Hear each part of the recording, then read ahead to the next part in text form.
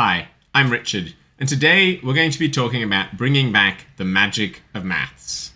We'll make sure you know how to make it more exciting and a lot less scary for your kids. So maths is actually made of two different things. It is both a set of skills and it's a way of thinking about the world. And it turns out you need to be quite good at both of these things. You need to have the skills for maths and understand what mathematical thinking is, and then maths is a really fun experience. There's a couple of important areas of math skills that are worth knowing about. And not all the skills in maths exist for the same reason. For example, some skills are useful in daily life, like counting and basic money and financial skills.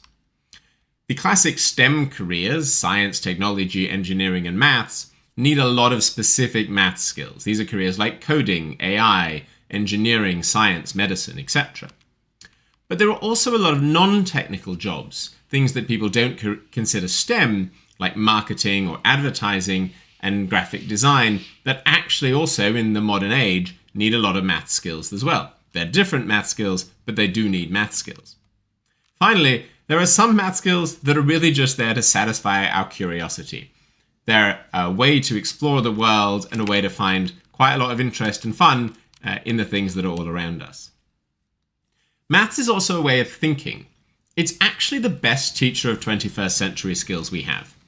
Rather than trying to study things like problem solving all by themselves, it turns out if you learn maths really well, you learn a lot of things that are really important. One of the biggest is confidence and resilience. Of course, we all want our kids to be confident, resilient people. Maths has a combination of challenge and success that really helps build that learning in students and in the way they think. Obviously, it's really good for analysis and problem solving. A lot of maths is about turning a complicated problem into a sequence of much simpler steps so that you can understand it better. It's also a really good way of teaching students how to deal with lots of information.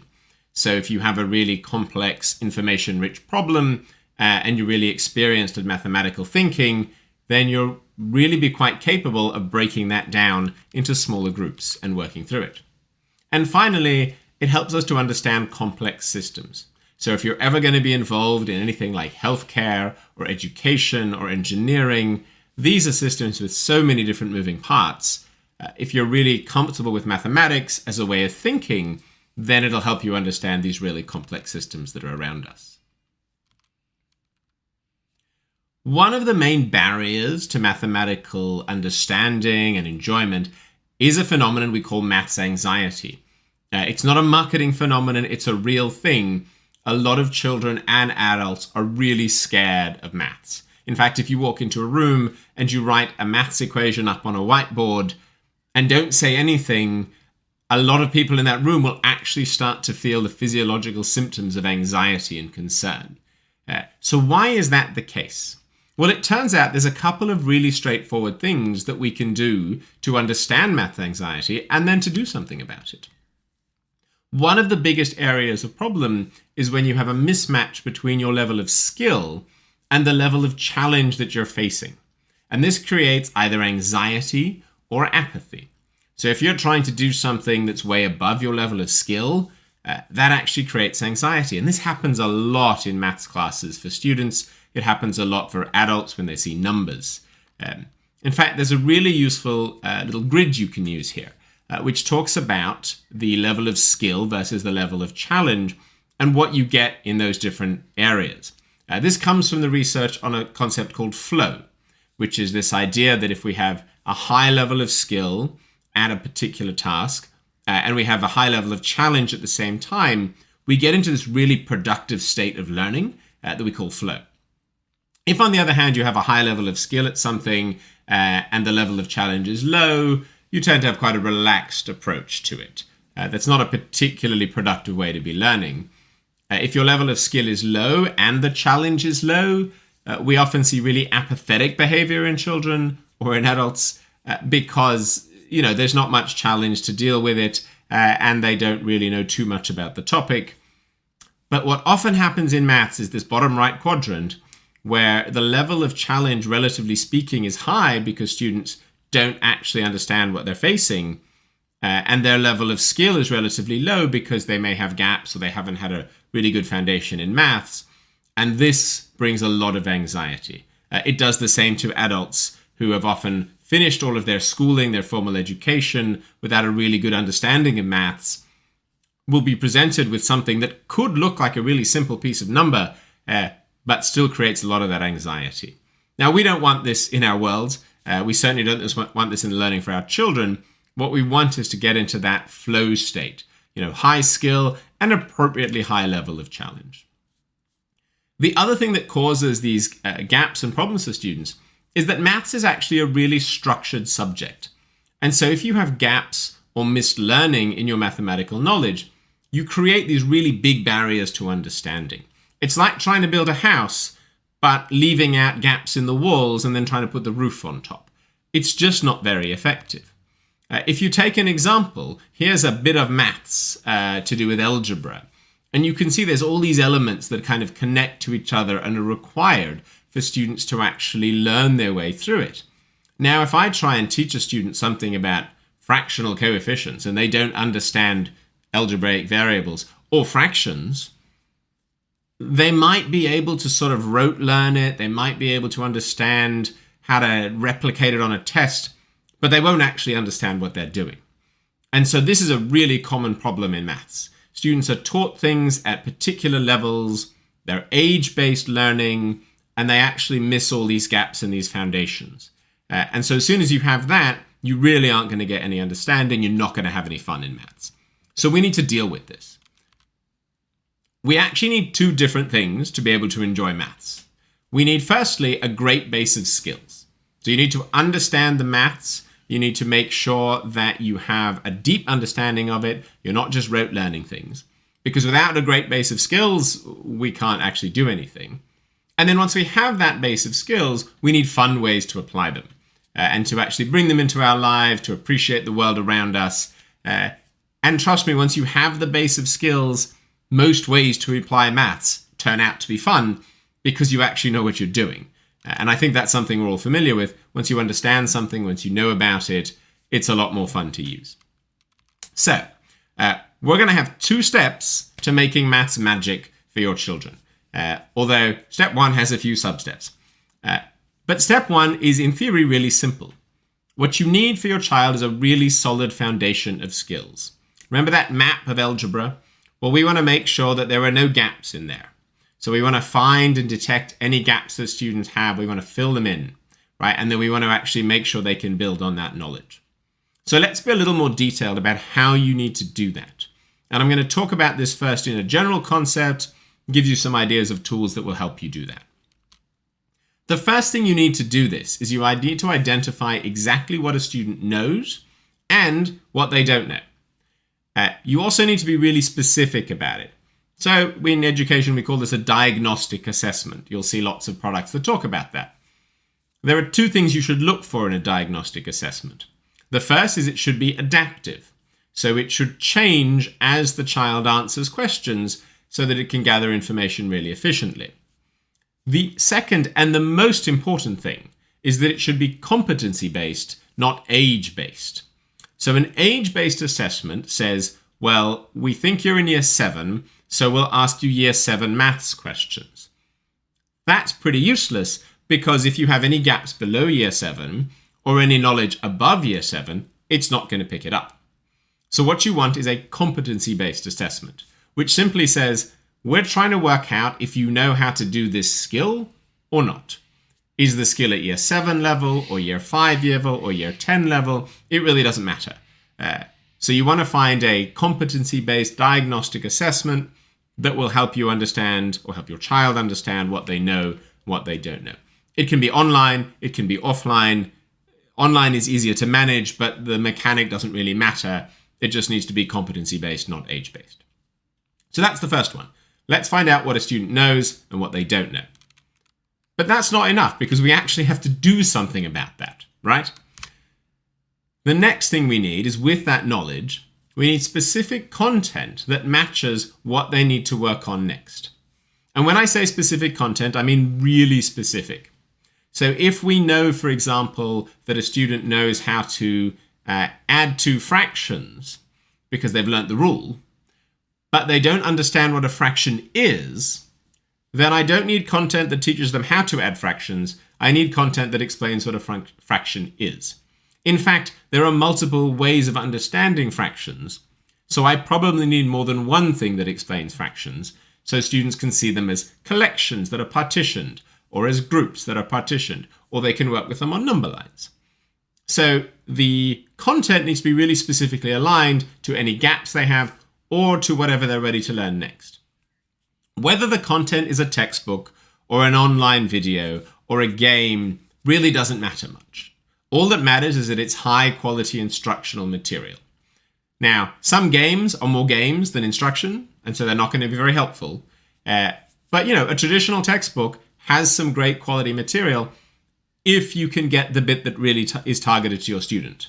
Just asking them to do chapter 2 doesn't help, because they probably don't need everything in chapter 2. They're probably not ready for everything in chapter 2. So you want really small, bite-sized pieces of content that match what they need to work on next. And then finally, what we need to do is do regular check-ins and tests to cement their learning. Now, these are not high-stakes, scary tests. This is not NAPLAN. What we do is we call this in pedagogy, we call this formative assessment. So all that means is we're doing testing to work out what students need to learn next. So the test has two functions. It helps that we have checked that students are actually learning and that they're paying attention to the content and that the content is getting stuck in their brains and moving into their long-term memory. And it helps us say, well, if you understood this partially, but you didn't understand this bit, then you probably need to learn this other thing next.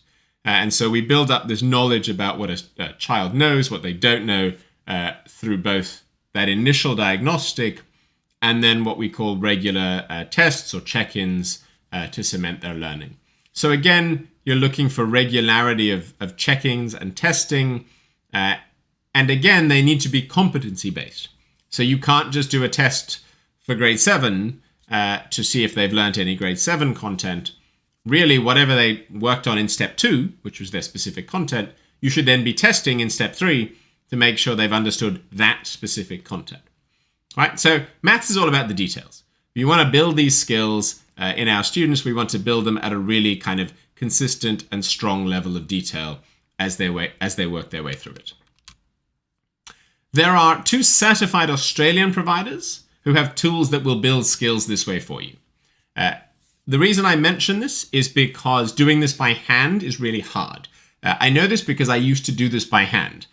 Full disclosure, because I did this by hand, I helped build one of these tools. So I work for the organization here called Maths Pathway. Maths Pathway integrates into homeschool settings to allow us to build really specific skills for students that way.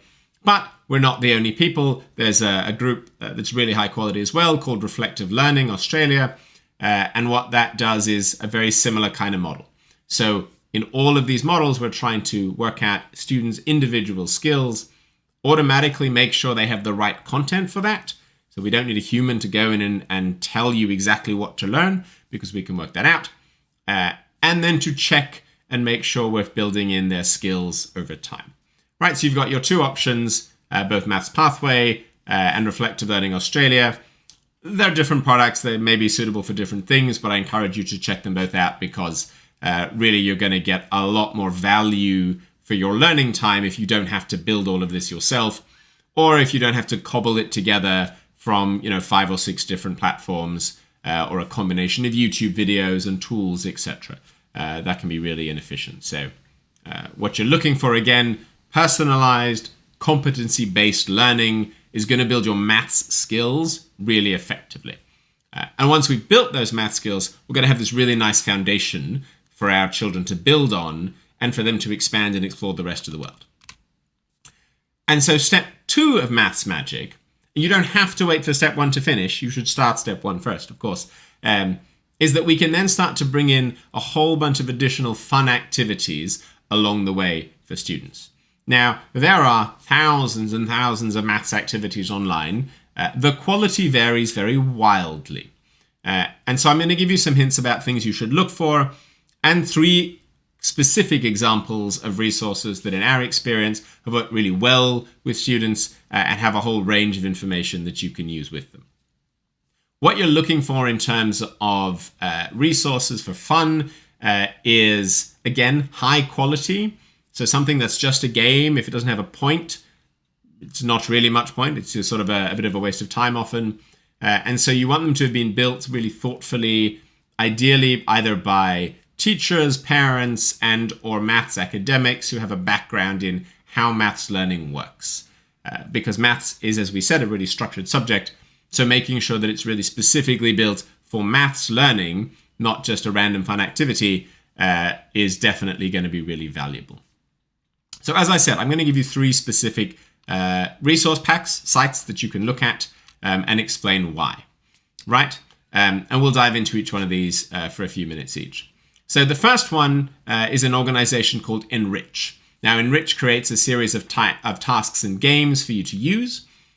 What's wonderful about them is they're very comprehensive, they're freely available, they're open-ended, and what they do is promote the freedom to explore and play that students really can get a lot out of.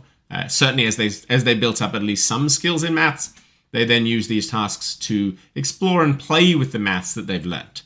I wouldn't recommend using them as your main source of instruction because, again, we need to build up those skills for students, but they're a wonderful resource for playing and exploring with mathematics by themselves. So here you can see the Enrich website. It's based out of the University of Cambridge, very well regarded. And what I would recommend is heading down to the For Parents section. It's obviously not entirely for homeschools, but it really helps as well. Find your category, and then you can start to build together different things. So either recommended reading, I like starting in maths at home, and then you start to come down to a specific age group, and even a category. So slow maths or interactive games, or things that require printing, for example. The second resource that I want to tell you about, which you may have seen already, is the Week of Inspirational Maths. This is hosted here on this website and is a combination of maths and mindset lessons that help to inspire students.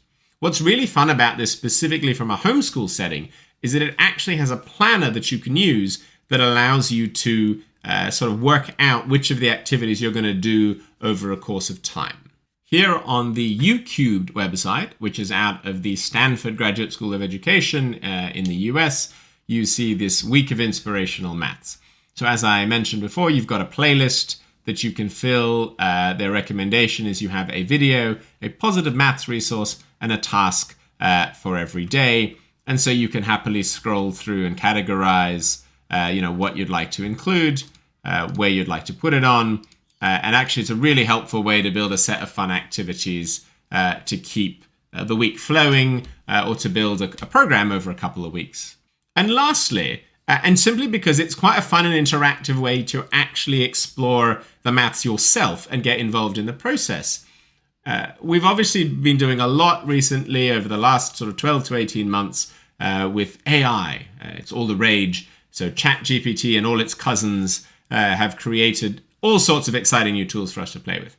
One of the fun things you can actually do really easily as a parent is if you find a piece of interesting maths or a useful resource, but you want to contextualize it a bit more to your own family or your own child or your own child's interests, it's a really simple tool to actually remake any resource with a new theme or topic. So here's a really simple example of using ChatGPT to turn a set of maths questions into something themed.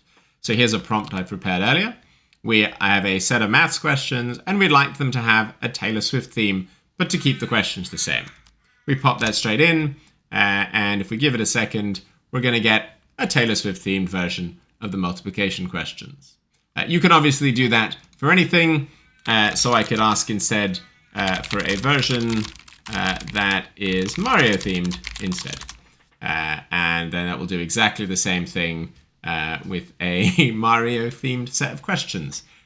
It's a little trivial, but it's a lot of fun and actually just a fun way to have your child engaged in the process as well, if you don't already use this. So that's it. I hope that with these simple steps, the idea of building up a set of foundational skills for your child with a couple of tools and techniques that'll help you do that. And then with layering in the real fun activities that you can really use and enjoy once you have those skills, that you too will be able to bring back the magic of maths into your house. If you'd like to learn more about our work, please do so. You can come and visit us online at mathspathway.com. If you have any further questions, feel free to post them as comments or reach out to one of our team. More than happy to point you in the direction of any useful resources that'll bring back the magic of maths. Thank you and have a wonderful day.